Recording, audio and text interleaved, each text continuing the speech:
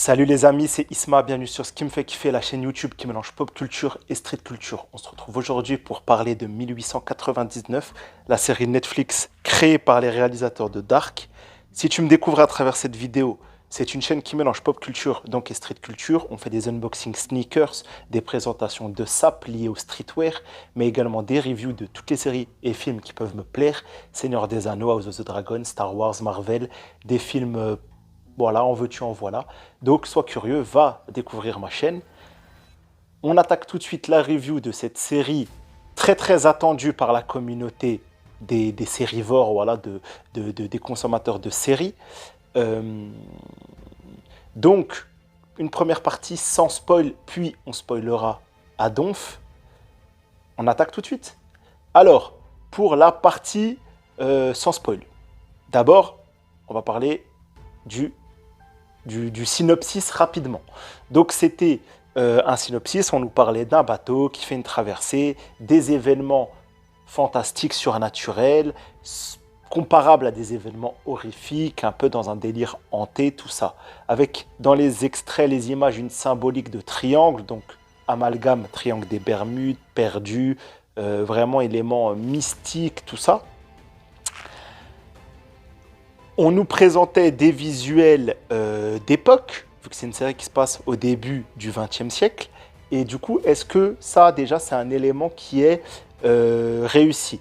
Et bien, au bout de 8 épisodes, voilà, je peux que reconnaître le talent et la qualité des décors, voilà, du bateau lui-même, des bateaux même, au pluriel, mais également des costumes et de l'ambiance, car être dans une époque donnée, c'est pas seulement une histoire de costumes et de décors, mais aussi d'attitude, tout ça.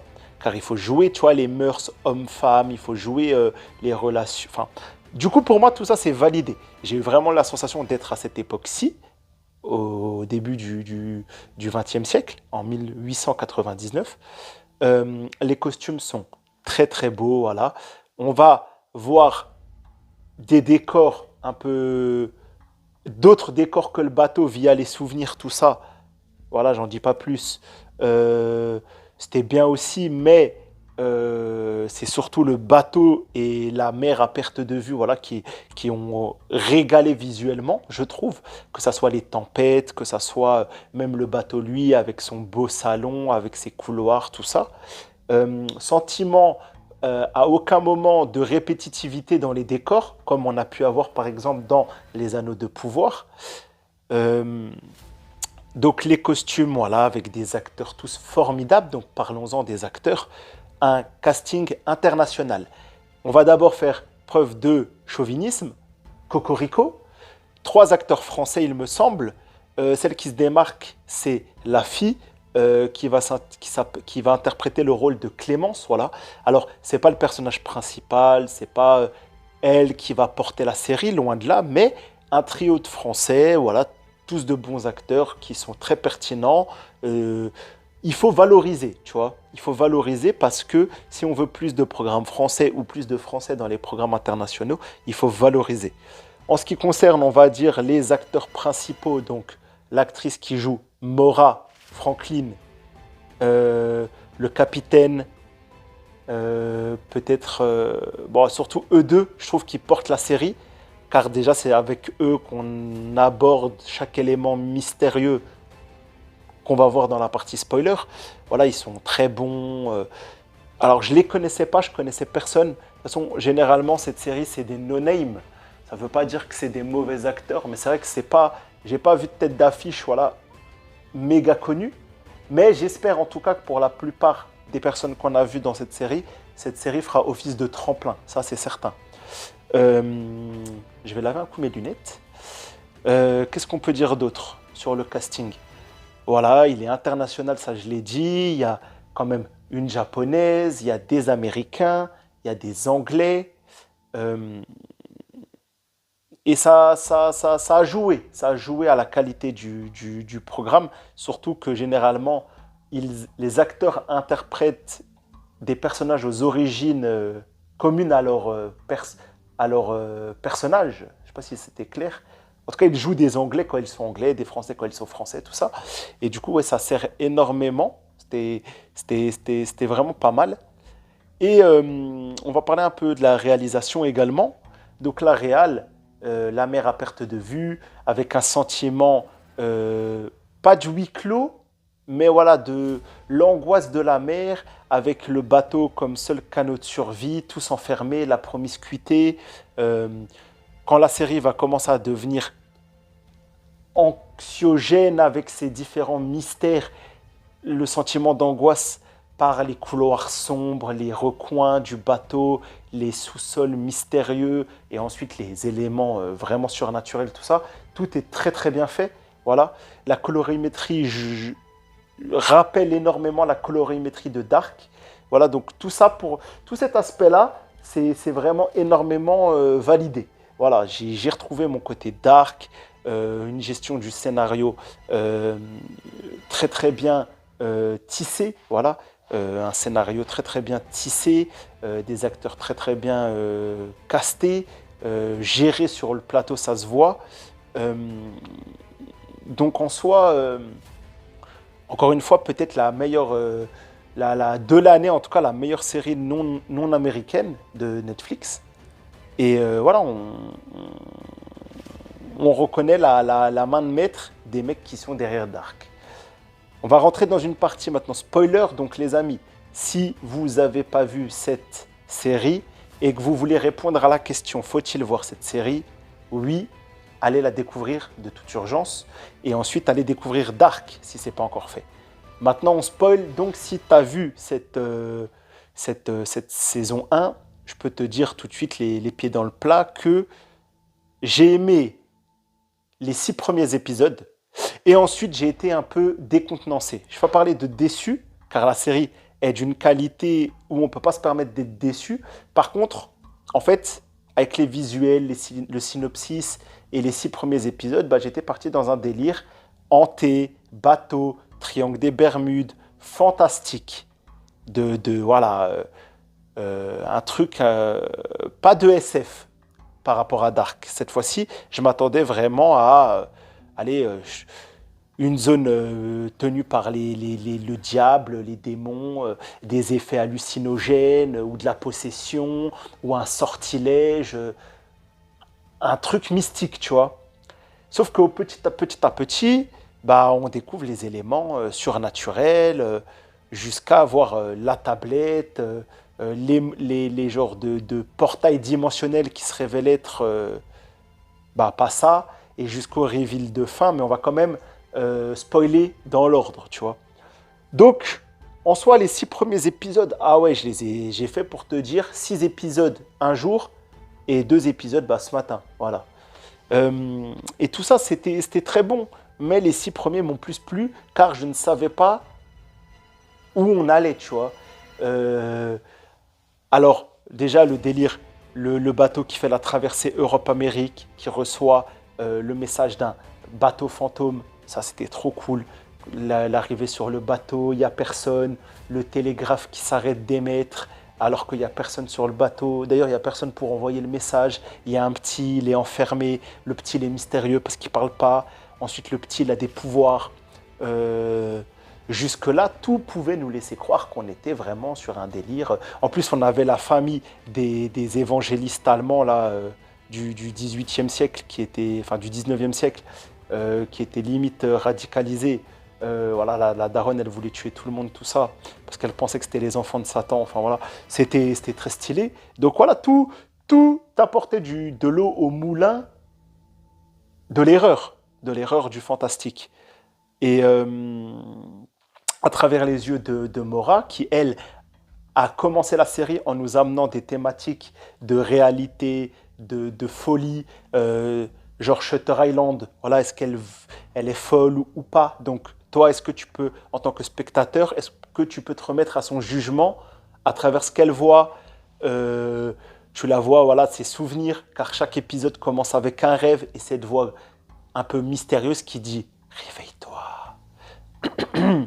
Euh, Ensuite, chaque personnage qui a des hallucinations, donc tu te dis que Mora n'est pas là, donc c'est pas à travers son regard, donc c'est pas elle qui est zinzin.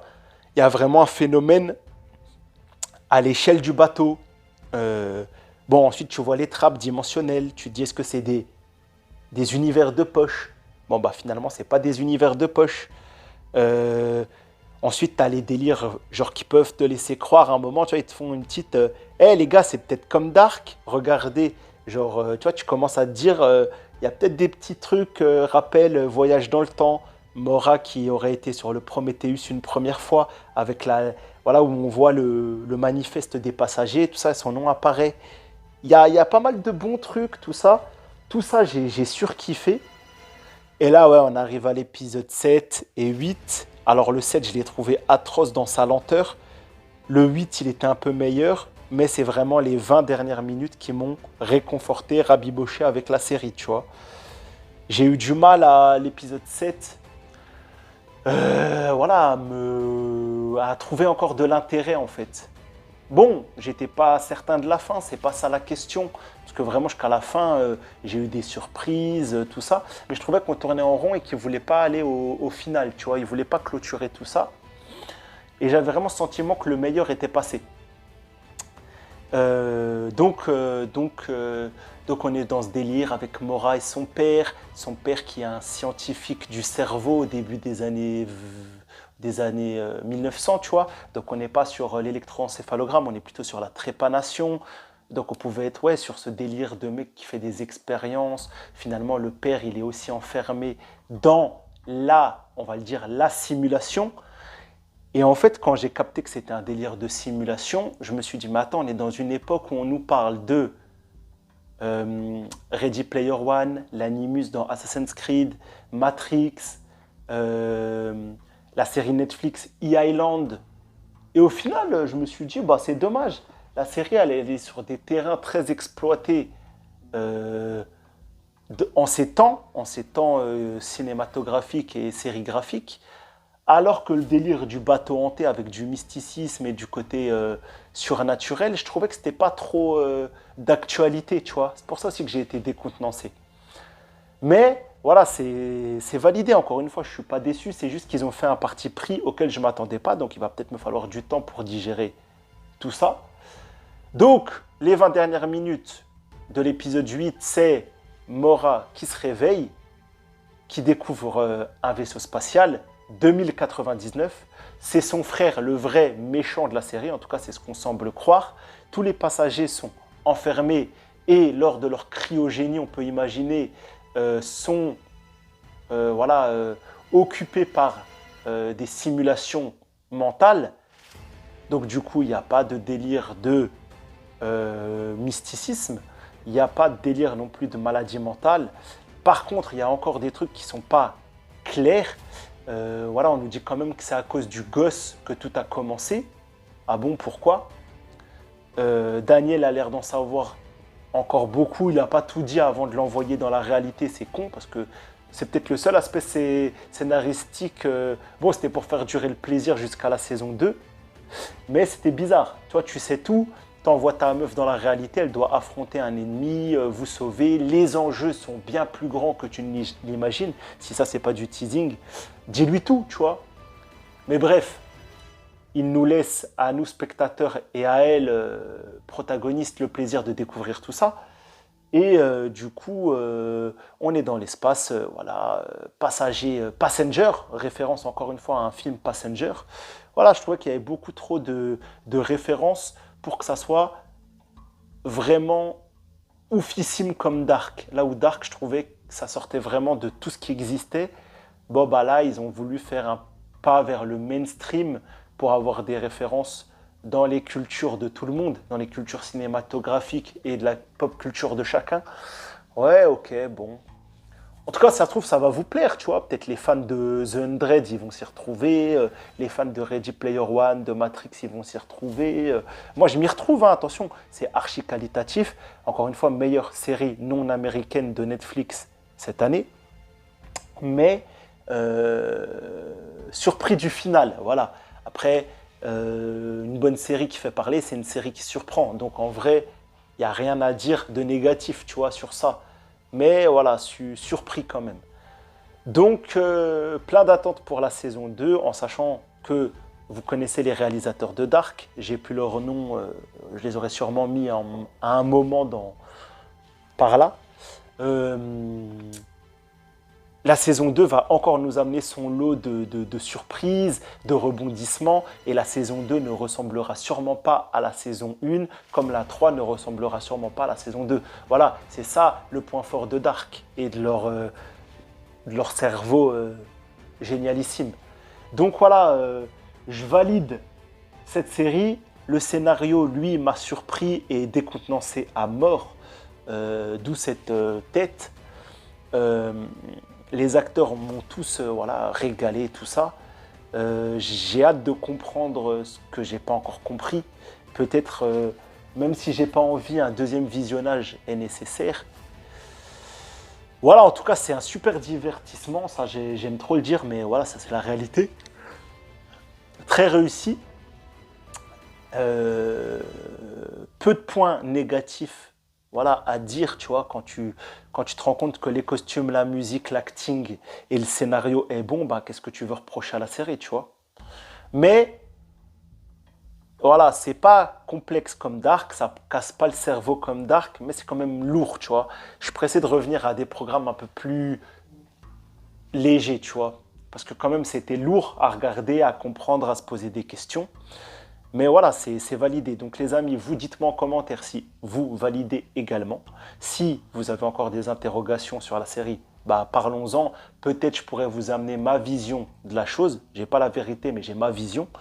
Est-ce que vous aussi, vous vous êtes régalé? Et surtout, j'ai envie de savoir, pour les fans de Dark, est-ce que la série est au niveau? Attention, forcément, vous allez avoir une préférence entre Dark ou 1899, mais est-ce que la promesse d'avoir un programme au moins qui peut, voilà, qui rejoint cet univers-là, l'univers des créateurs de Dark, on ne parle pas de l'univers de Dark, mais l'univers. Est-ce qu'il y a un esprit commun? Voilà, c'est ça le bon terme. Est-ce que vous trouvez qu'il y a un esprit commun? Et voilà, parlons-en en commentaire. J'espère que vous avez quand même aimé cette série comme moi, parce que soit j'ai aimé, et voilà, on attend la suite impatiemment maintenant. Du coup les amis, je vous laisse là-dessus. Prenez soin de vous. Likez, commentez, partagez. Fouillez un peu la chaîne YouTube. Je suis sûr que vous allez trouver des trucs très intéressants. Et je vous dis à la prochaine. C'était Isma. Ciao.